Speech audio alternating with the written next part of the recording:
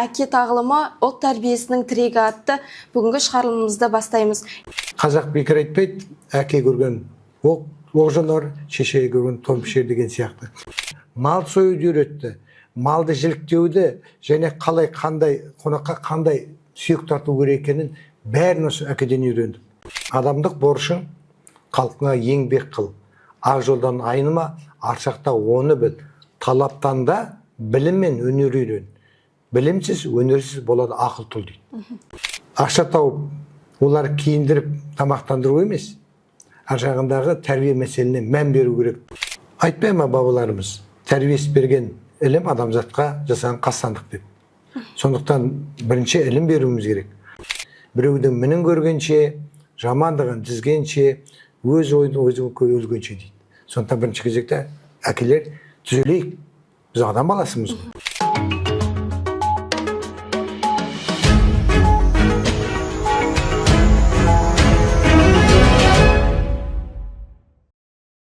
Қайырлы күн, құрметті көрермен, сіздермен бірге ашық әңгіме жобасы және оның жүргізушісі мен Інжу Тұран. Маусым айының 3-ші жексенбісі елімізде әкелер күні атап өтіледі. Осы айтулы күнге орай әке тағылымы ұлт тәрбиесінің тірегі атты бүгінгі шығарылымымызды бастаймыз. Ендеше бүгінгі спикермен таныс болыңыздар. Оңайбек Әбділов, Маңғыстау облысы Ақсақалдар кеңесінің төрағасы. Оңайбек Нұрасылұлы, қош келдіңіз. Қош көрдік.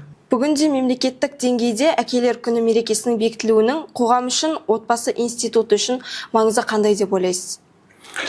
Енді осы 2023 жылдан бастап әкелер күні атап өтіле бастады. Ол бекерден бекер емес. Қазіргі қоғамдағы болып атқан жағдайлардың бәрі ойландырады. Себебі қазір ұрпақ қайда кетіп бара жатыр? Неге қазір осы әскери комиссариаттан сұрайтын болса, көптеген біздердің жігіттеріміздің денсаулығы төмен, әскери борышын өтеуге жарамсыз.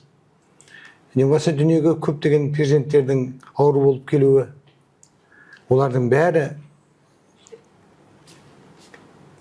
зерттей келгенде, оның бәрі осы отбасы құндылықтарын төмендеп кеткенінің белгісі болып отыр. Қазақ бекер айтпайды, әке көрген оқ жанар, шеше көрген том пішер деген сияқты. Сондықтан отбасындағы берілетін тәлім тәрбие қазір ақсап тұрғаны анық. Оның ішінде жасырын емес, қазір енді мектептерге барамыз, ата-аналар жиналысына негізінен аналары келеді, әкелер келмейді екен. Сондықтан не деген, нені білдіреді? Сондықтан әкелердің ұрпақ тәрбиесіне деген немқұрайлығын анық сезінуге болады. Жұмыс бастылықты айтатын болар. Менің отбасымды асырауым керек, соған байланысты жұмыстамын дейтін болар. Бірақ оныменен үйтіп ұрпақ тәрбиесінің өзін шеттететін болса, онда ол отбасынан шыққан азаматтың болашақтағы тағдыр қандай болмақ? Сондықтан бекерден бекер емес, ол заман талабы. Сондықтан әкелердің де жауапкершілігін ояту мақсатындағы осы мереке аталып өтілуі және осы тақырып бойынша Ақсақалдар кеңесінің төрағасы ретінде мен осы үлкен мұнай компанияларының жұмысшыларымен кездесіп те жүрміз. Бәрі рет айтып жүргеніміз осы, әкелер өзінің әкелік рөлін атқару керек. Отбасындағы тек қана ақша тауып, олар киіндіріп тамақтандыру емес, ар жағындағы тәрбие мәселесіне мән беру керек туралы айтып отыр. Айтады ғой, бір әкенің берген тәрбиесін мың ұстазда бере алмауы мүмкін деген сөз бар. Сондықтан әкенің тәрбиесі, отбасының тәрбие деген нәрсе, ол бүкіл тәрбиенің негізі. Себебі дана қазақ айтады, ұяда не көрсең, ұшқанда соны ілесің дейді. Сондықтан отбасындағы әкенің рөлін біз қалпына келтіруіміз керек. Әрине, қазір таңда көп жерде әйел затының жүруі, бірінші жағынан ер азаматтың да осы мына ұрпақ тәрбиесіне немқұрайлы қарауы себеп болды деп есептеймін бір жағынан. Сондықтан ол тек қана бүкіл нәрсені мен ақша таптым, қалған тірлікті баланы оқыту, балаға қарау, тәрбие беру сенің мойныңда деп әйел затын іліп қою, ол өте дұрыс емес деп есептеймін. Сондықтан осы мерекенің де шығуы тегін емес. Жалпы әке тәрбиесі туралы әңгіме етіп жатырмыз. Сөз басында өзіңіздің әкеңіз туралы айтып өтсеңіз, өз әкеңізден алған ең үлкен тәрбиелік сабақ қандай? Мен енді өзім әкеме ұқсауға тырысамын, бірақ мен әкемдей болдым деп айта алмаймын. Себебі менің әкем жатқан жер жайлы болсын, 75 жыл ғұмыр кешіп, биыл 100-ге толу керек еді. Осыдан 25 жыл бұрын аттанып кетті о дүниеге. Ол бір әкенің жаңғызған аулы. Кезінде малшы да болды. Артынан осы жаңадан отарва дейді, о кезде машинаның жаңа шығып жатқан кезінде сол Маңғыстаудағы бірінші шопырлардың біреуі болған адам. Полуторка деген машина айдап елде. Сол машина айдау арқылы кинода қойды, мал ауылдарына жаңағы концерттерді апарды, мал ауылына тамақ та апарды. Сөйтіп артынан дүниеден жаңа зенткілік шыққанға дейін шопырлық қызмет атқарды. Оның бір ол кісінің осындай қызмет атқарғаны шопыр болып, біз үшін өте үлкен маңызға ие. Себебі ол кезде автокөлік сирек. Осы жерден облыс орталығы қазіргі Атырау бұрынғы Гурьевке барып келу қанша уақыт кетеді. Әкеміз сояға барғаннан кейін сол жақтағы балалардың не ойнап жатқанын, не болмаса балаларына не керек екенін көріп, осы елдегі жоқ нәрсені бізге әкелуші еді. Ту Гурьевтен. Біздің үйде неше түрлі фотоаппараттың смена, чайк, фет, зоркий, мир деген, зенит деген фотоаппараттарды әкеліп беруші еді. Сол кезгілде сол оны әкеліп қана қоймай, біз ол кездің өзінде де светной дейміз қазір, әрлі түсті. Соны шығаратын едік. Соған үйретті. Біздерге мылтық атуды үйретті. Бізге асау атты бас білдіруге үйретті. Бізді тас қалауға үйретті. Сыртынан слауды, штукатурить ету үйретті. Мал союды үйретті. Малды жіліктеуді және қалай қандай қонаққа қандай сүйек тарту керек екенін бәрін осы әкеден үйрендім. Енді бұл жерде мен әкем айтып отырмын ғой, ол мен анаменен 13 перзент сүйді олар, мен 7-шімін. Еш уақытта мен әкемнің, шешемнің ұрысқанын көрген адам емеспін. Есімде бір қалғаны бар. Бір чай ішіп отырмыз, баламызға бәрін түгел. Сонда әкем енді сен сөйледі де, шешеме білмеймін, әңгіме арасында болған. Орнынан тұрды да кетіп қалды. Басқа еш уақытта. Қазір таңда қалай, кейде бір өмірде болып жатқан жағдай, егер әкесі айтып отырса, оны шешесі қостамайтын болса, балдардың көзінше, ол олай емес, ол бұлай емес деп, не болмаса шешесі айтып жатқан нәрсеге әкесі екінші жағынан қосылып, сеніңкі бұлай емес дейтін болса, балдар одан қандай жағдайда қалады? Түсінбейтін жағдайда қалады. Әке дұрыс па? Кеше әке айтып жатыр еді, шешесі оны жоққа шығарды. Шешесі айтып жатыр еді, әкесі жоққа шығарды. Сондықтан бұл жердегі мәселенің бәрі отбасындағы сыйластық, түсіністік деген нәрседен басталады. Сондықтан менің көріп өскен жерімде, мен отбасымда еш уақытта ондай жаңа кикілжің болмағаннан кейін, біз әкенің қандай рөлді болу екенін біз білеміз. Соны біз жалғастырып келеміз. Не болмаса, жаңағы құдыққа да түсіреді. Терең құдыққа түсіріп, астына белімнен байлап түстім, құдықтың астында тазалау үшін. Әрине, оның бәрін, сосын не болмаса ағайындарымыздың бір совхоздың кезінде қой бақты, жазғы каникул кезінде жаққа апарып тастайды, ағайындары көмектесу керек еді. Не болмаса көршілер үйінде бір шаруа болып жатса, жүр бар ағана көршілер үйіне ағаш түсіріп жатыр екен, көмір түсіріп жатыр екен, жүр көмектесек деп беліміз алып баратын едік. Міне біздің көрген тәрбие тек қана өз отбасың емес, бүкіл сен ауылға, бүкіл ағайын тумаға сен жәрдемін беру керек деп. Әкеміз сол бала кезімізде үйге қонақ көп келуші еді. Сол қонақ келеді, мынау қозы піскен ат дейді, осы майлардан кейін келе бастайды. Күніне кейде 4-5 қоз сойылады үйде. Анағанда қоз саяды, келіп қалған екен ғой, Жокен келіп қалды, Басекен келіп қалды, қоз сая береді. Баламыз ғой, қоз бақып келеміз, мына әкемнің қоз, мынасы дұрыс емес ау осы. Жаңа қоз сойып еді, оның еті әлі бар ғой деп. Сонда солардың бәрі мал, баланың шашуы деген сияқты, солардың бәрі, сол әкем кімменен сондай қарым-қатынаста болды, сол қарым-қатынас әлі бізге жалғасып келе жатыр. Мысалы, осы жерде болды Аманғали Бірекешев деген артынан баласы Серік, министр болды экологияның. Сол кісімен араласып тұрдық. Былай қарағанда олардың руы да бөлек, Ажар Павлодардікі. Алматыға барып оқып барып жүргенде, ой, сол үйге барамыз. Нұрекеңнің балдар келген екен ғой деп, сол әкеміздің сыйласқан арқасында біз Алматы қаласына барғанда, сол ұруды бөлек болса да, солар үйіне барғанда бізді ас үстіне түсіп қарсы алып, керек болса киімімізді жуып беретіне дейін болды. Міне біздің көргеніміз, егер де сен өзің біреуге қайырым жасайтын болсаң, ол қайырымды қайтарым күтпей-ақ қой.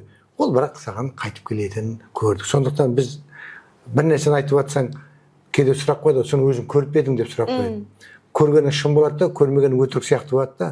Сондықтан менің бәрін, көргенімнің бәрі сондай болғаннан кейін, мен сол әкемнің жасаған, әкем істеген осы күнге дейін жалғастырып келемін.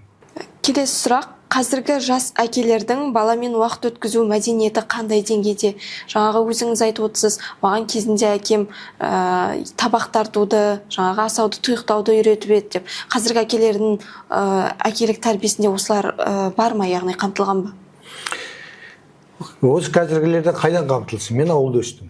Ауылда өскен баламен, қалада өскен баланың екеуі жер мен көктей.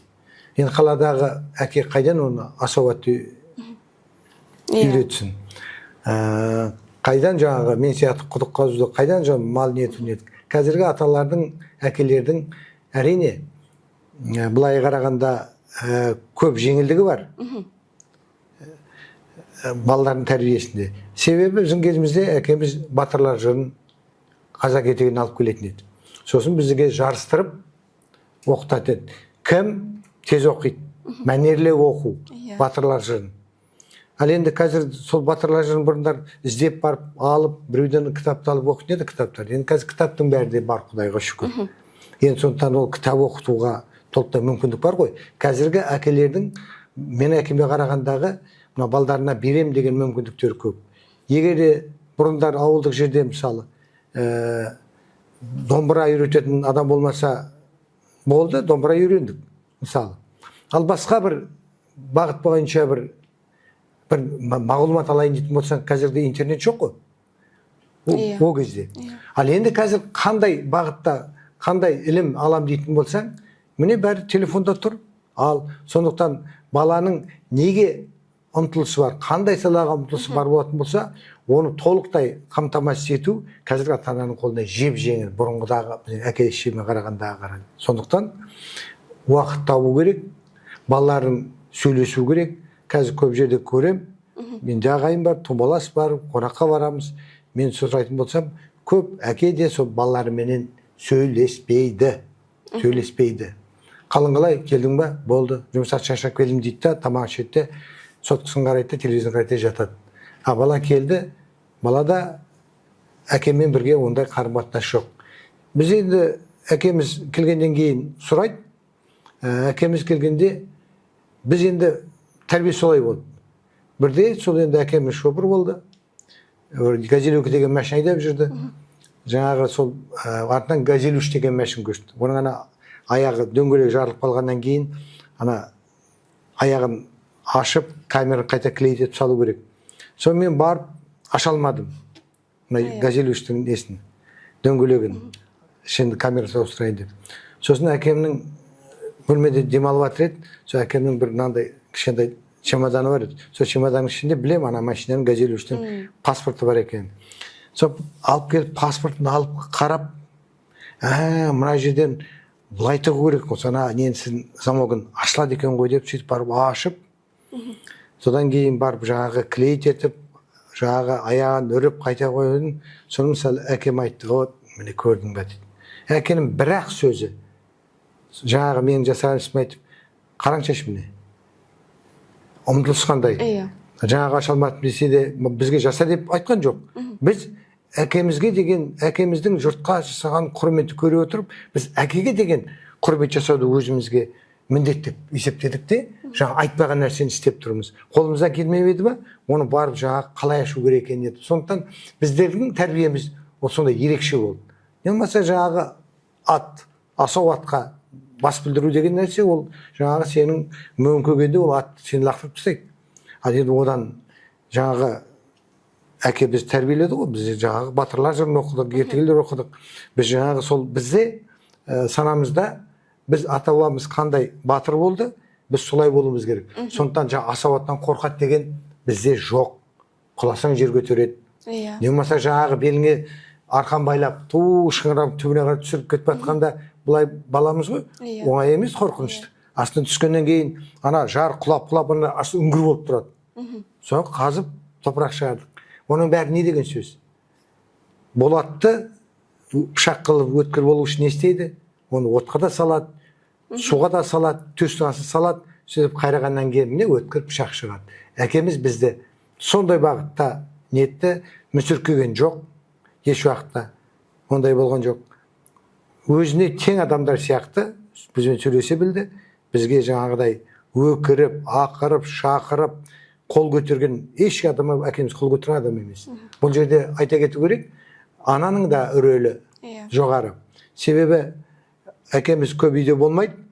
Егер де біз балалықпен бірдеңе білдіріп қоятын болсақ, шешем әкеме айтам дейтін болсақ, бізге ол ату жазасымен бірдей болады. Жалынамыз шешеміз, айта көрме әкеме деп. Бірақ әкеміз біреуіміздің де бетіміз қаққан адам емес. Ол сол кезде әкенің рөлін қандай дәрежеге көтерген шешеден айналып кетеді. Ал енді қазір таңдағы сол әкенің рөлін түсіріп жүрген келіншектерге айтыңдар, ертең сол баласы кім бол барады ана жерге. Егер барғанда бір жерге барады, ол жаңағы әйелдің тәрбиесін көріп, әкенің құрметтемеген шыққан ол үйдің қыз бала, анекке барғанда күйеуін менсінбеймін қалай болады. Сондықтан әкенің де орны, қазақта бекер айтпайды, әкенің қарғысы оқ дейді. Шешенің қарғысы боқ дейді. Шеше ішінен шыққаннан кейін әрине ұрсар, бірақ әкенің қарғысындай болмайды. Сондықтан әркім өз орнын білу керек. Соның ішінде әкелер күні болғанда әкелерге ойлану керек. Босына тек ақша таптым, таман әкеліп бердім емес, балдармен сөйлесің. Ол да бала. Оған жағдайын сұраң, ақылдасып. Ұрыспаң, жекімең, түсіндіріп айтың, кітап оқытың. Көңіл бөлу керек. Көңіл бөлу керек міндетті, кітап оқытың. Себебі біз бала кезімізде кітап оқумен өстік. Батырлар жыры, ертегілерді, сосын бір кітап болса, соны бір-бірімізді алып оқушы едік кітапты. Бекерден бекер емес қой, мемлекет басшысы Қасым-Жомарт Тоқаев та айтып отыр. Біз кітап оқиды, мемлекет болайық.